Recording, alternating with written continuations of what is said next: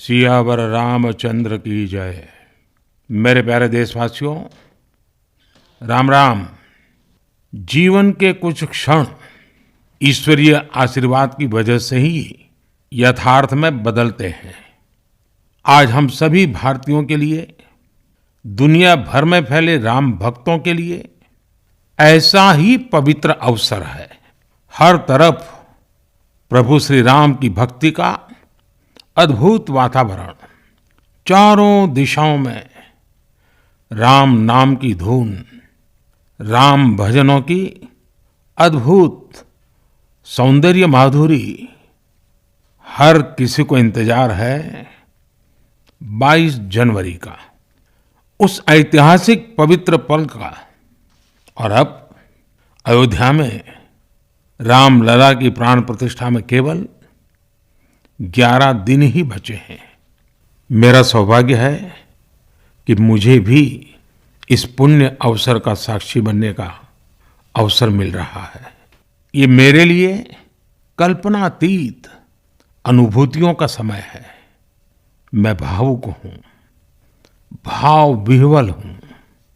मैं पहली बार जीवन में इस तरह के मनोभाव से गुजर रहा हूँ। मैं एक अलग ही भाव भक्ति की अनुभूति कर रहा हूँ।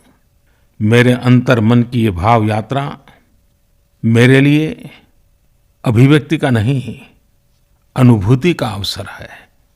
चाहते हुए भी मैं इसकी गहनता, व्यापकता और तीव्रता को शब्दों में बांध नहीं पा रहा हूँ। आप भी भली भांति मेरी स्थिति समझ सकते हैं। जिस स्वप्न को अनेकों पीढ़ियों ने वर्षों तक एक संकल्प की तरह अपने हृदय में जिया, मुझे उसकी सिद्धि के समय उपस्थित होने का सौभाग्य मिला है। प्रभु ने मुझे सभी भारतवासियों का प्रतिनिधित्व करने का निमित्त बनाया है। निमित्त मात्रम भव सव्यसाचिन। ये एक बहुत बड़ी जिम्मेदारी है। जैसा हमारे शास्त्रों में भी कहा गया है, हमें ईश्वर के यज्ञ के लिए, आराधना के लिए स्वयं में भी दैवीय चेतना जागृत करनी होती है। इसके लिए शास्त्रों में व्रत और कठोर नियम बताए गए हैं, जिन्हें प्राण प्रतिष्ठा से पहले पालन करना होता है। इसलिए आध्यात्मिक यात्रा की कुछ तपस्वी आत्माओं और महापुरुषों से मुझे जो मार्गदर्शन मिला, उन्होंने जो यम नियम सुझाए हैं, उसके अनुसार मैं आज से 11 दिन का विशेष अनुष्ठान आरंभ कर रहा हूं। इस पवित्र अवसर पर मैं परमात्मा के श्री चरणों में प्रार्थना करता हूं, ऋषियों, मुनियों, तपस्वियों का पुण्य स्मरण करता हूं और जनता जनार्दन जो ईश्वर का रूप है, उनसे प्रार्थना करता हूं कि आप मुझे आशीर्वाद दें, ताकि मन से, वचन से, कर्म से मेरी तरफ से कोई कमी ना रहे। साथियों, मेरा ये सौभाग्य है कि 11 दिन के अपने अनुष्ठान का आरंभ मैं नासिक धाम पंचवटी से कर रहा हूं। पंचवटी वो पावन धरा है जहां प्रभु श्री राम ने काफी समय बिताया था। और आज मेरे लिए एक सुखद संयोग ये भी है कि आज स्वामी विवेकानंद जी की जन्म जयंती है। ये स्वामी विवेकानंद जी ही तो थे जिन्होंने हजारों वर्षों से आक्रांतित भारत की आत्मा को झकझोरा था। आज वही आत्मविश्वास भव्य राम मंदिर के रूप में हमारी पहचान बनकर सबके सामने है। और सोने पर सुहागा देखिए, आज माता जीजाबाई जी की जन्म जयंती है। माता जीजाबाई, जिन्होंने छत्रपति शिवाजी महाराज के रूप में एक महामानव को जन्म दिया था। आज हम अपने भारत को जिस अक्षुण्ण रूप में देख रहे हैं, इसमें माता जीजाबाई जी का बहुत बड़ा योगदान है। और साथियों, जब मैं माता जीजाबाई का पुण्य स्मरण कर रहा हूं, तो सहज रूप से मुझे अपनी मां की याद आना बहुत स्वाभाविक है। मेरी मां जीवन के अंत तक माला जपते हुए सीताराम का ही नाम भजा करती थी। साथियों, प्राण प्रतिष्ठा की मंगल घड़ी, चराचर सृष्टि का वो चैतन्य पल, आध्यात्मिक अनुभूति का वो अवसर, गर्भगृह में उस पल क्या कुछ नहीं होगा। साथियों, शरीर के रूप में तो मैं उस पवित्र पल का साक्षी बनूंगा ही, लेकिन मेरे मन में, मेरे हृदय के हर स्पंदन में 140 करोड़ भारतीय मेरे साथ होंगे।